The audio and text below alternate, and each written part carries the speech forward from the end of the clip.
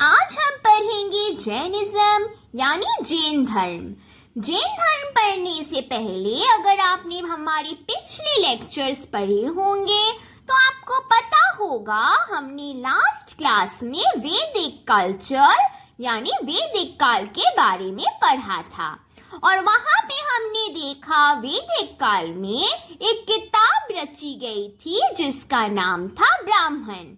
और ब्राह्मण किताब में वेदों में क्या लिखा गया है उसका व्याख यानी एक्सप्लेनेशंस दिए गए थे। जब हमें पता चला वेदाओं में क्या लिखा है फिर हमें क्या पता चला उन वेदाओं की त्रुटियां, द लिमिटेशंस ऑफ वैदिक कल्चर। और इसी कारण क्या शुरू हुआ रिलीजियस मूवमेंट 600 BC। अब जब हमें पता चला कि वैदिक काल की त्रुटियां क्या है, याद है आपको हमने पढ़ा था उपनिषद जो लिखे गए थे उसने क्या किया वेदाओं का अंत किया, इसीलिए हम उपनिषद को वेदांत भी कहते हैं। तो जब वेदाओं के अंत हुआ तब ये धार्मिक आंदोलन शुरू हुए। फिर क्या हुआ formation of new sects and communities, बहुत सारे नए समुदाय का शुरुआत हुआ और इन सारे नए समुदाय में से एक था जैनिज्म, एक था जैन धर्म, one of the newly formed community. अगर किसी चीज में हमें कमियां नजर आए तो हम उसकी जगह कुछ नया लाते हैं। तो जैनिज्म ये जैन धर्म कुछ वैसा ही था जो वैदिक काल के त्रुटियों के जगह में लाया गया। ये जो जैन धर्म है इसका फाउंडर कौन है, इसका स्थापक प्रतिष्ठापक कौन है? महावीर जैन थे। और वो कौन थे? 24 तीर्थंकर। आपको याद रखना है अगर आपसे पूछा जाए कि फाउंडर ऑफ जैनिज्म कौन है, प्रतिष्ठापक, तो आपको कहना होगा महावीर जैन जो थे 24 तीर्थंकर। पर अगर पूछा जाए कि वास्तविक स्थापक कौन थे तब आपको कहना पड़ेगा भगवान ऋषभ देव, जिसे हम इंग्लिश में कहेंगे ऋषभनाथा, जो थे फर्स्ट तीर्थंकर, पहला तीर्थंकर थे। यानी रियल फाउंडर होंगे फर्स्ट तीर्थंकर और जो फाउंडर है महावीर जैन वो थे 24 तीर्थंकर।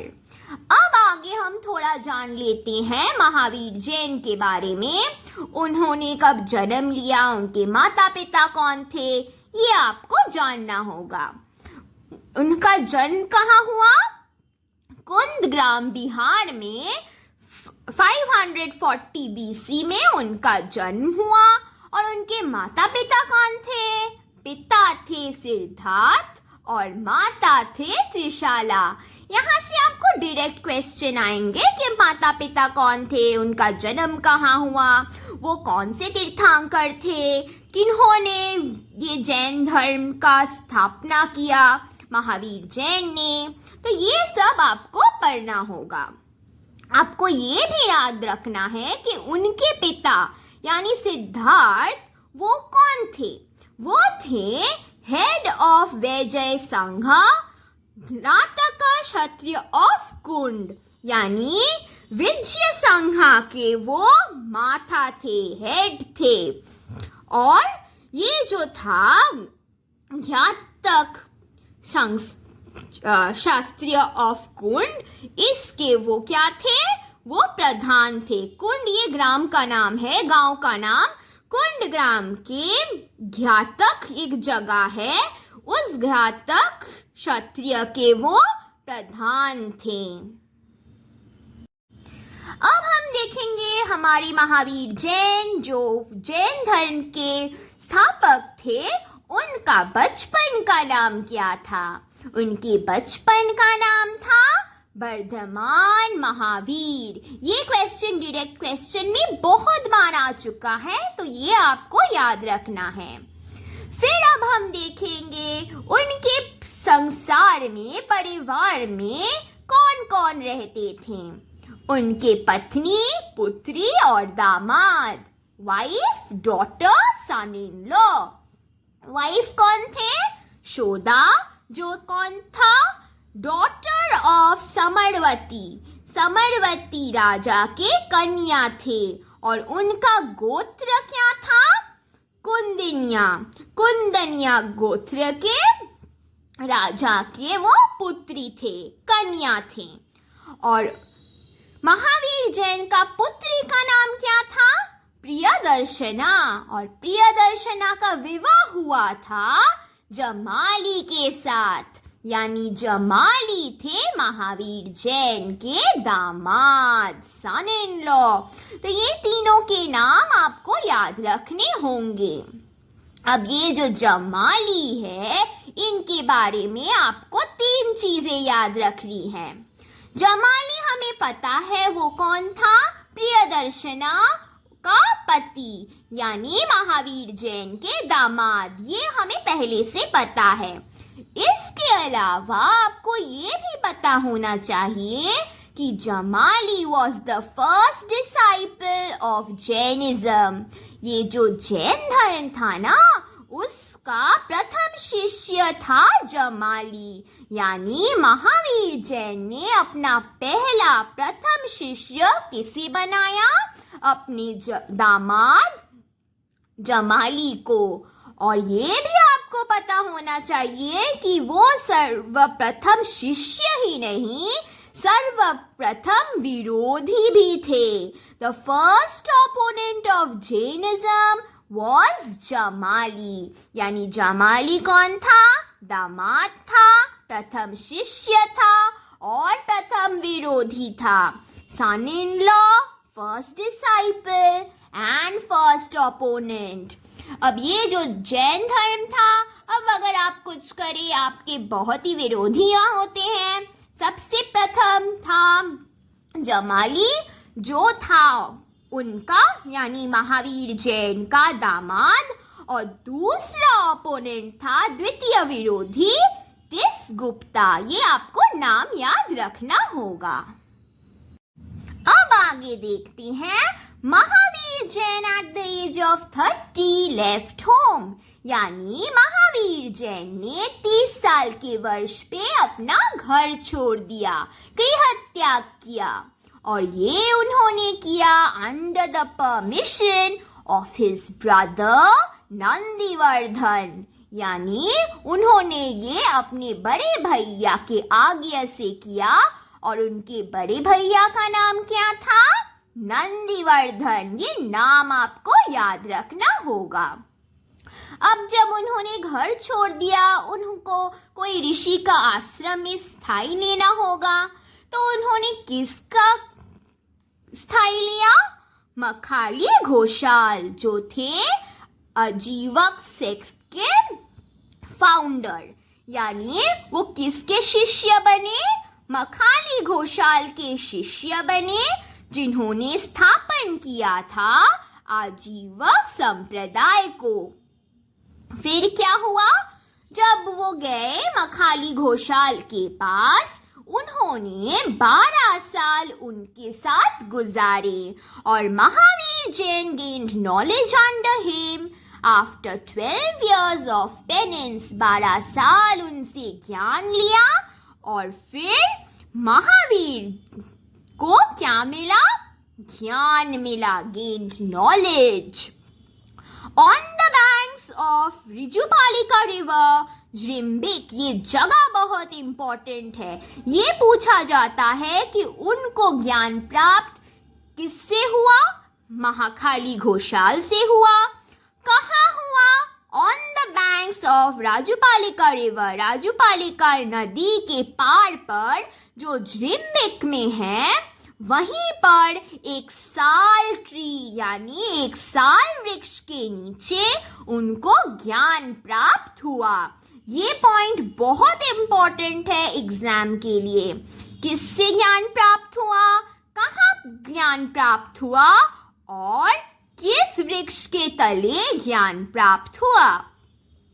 फिर अब देखिए उनको ज्ञान प्राप्त हो चुका है। ज्ञान प्राप्त के बाद उनको अपना उपदेश अपने शिष्य को देने होंगे। तो उन्होंने जो फर्स्ट सरमन यानी अपना प्रथम उपदेश कहाँ दिया? कहाँ दिया? Banks of Varakar river, Rajgriha, Bihar. तो राजगृह जगह में जो बिहार में है वहाँ एक नदी है, वराकर नदी। वहीं पर महावीर जैन ने अपना प्रथम उपदेश दिया था। ये भी बहुत इम्पोर्टेंट है। आगे देखते हैं, ये जो है मेजर टाइटल्स यानी प्रमुख उपाधि जो महावीर जैन को मिले थे, आपको ये नाम याद रखने होंगे। यहाँ से भी डायरेक्ट क्वेश्चन आएंगे कि ये बताइए, इनमें से आपको कुछ कुछ उपाधियां दिए जाएंगे और पूछा जाएगा इनमें से महावीर जैन को कौन सा उपाधि दिया गया था। तो आपको ये जानना जरूरी है कि उनकी उपाधियां क्या थे। तो चलिए पढ़ लेते हैं। जिना, निगंथ, केवलीन, जितेंद्र और अरहत। जिन, निर्गंथ, केवलीन, जितेंद्र, अरहत। ठीक है, अब देखिए ये पॉइंट भी इम्पोर्टेंट है कि जैनिज्म, ये जो जैन धर्म था, ये किस पर आधार था? Jainism was based on Syadvada. Syadvada पर ये आधार था। स्वाद्वद मतलब क्या? इसका मतलब ये है कि आपको सहना होगा। क्या सहना होगा? टॉलरेंस ऑफ पर्सपेक्टिव्स, यानी किसी दूसरे का पर्सपेक्टिव, किसी दूसरे का दृष्टि को आपको सहन करना होगा, आपको मानना होगा। सबकी दृष्टियां एक समान नहीं होती, इसीलिए आपको उसे सहन यानी टॉलरेट करना होगा। अब महावीर जैन को निर्वाणा कब मिला? At the age of 72। कहाँ मिला? राजगृह में मिला, जो बिहार में है। और वो डिस्ट्रिक्ट क्या कहलाता है? वो जिला पावापुरी, पावापुरी जिला में जो बिहार में है, राजगृह में, वहीं पे उनको यानी महावीर जैन को निर्वाण प्राप्त हुआ। और ये जो वर्ष है ये भी बहुत इम्पोर्टेंट है। अब हम पढ़ेंगे पंच महाव्रत के बारे में। वो 5 महाव्रत क्या है? 5 महाव्रत यानी ये पांचों स्टेप्स अगर आप फॉलो करेंगे तभी आपको निर्वाणा मिलेगा।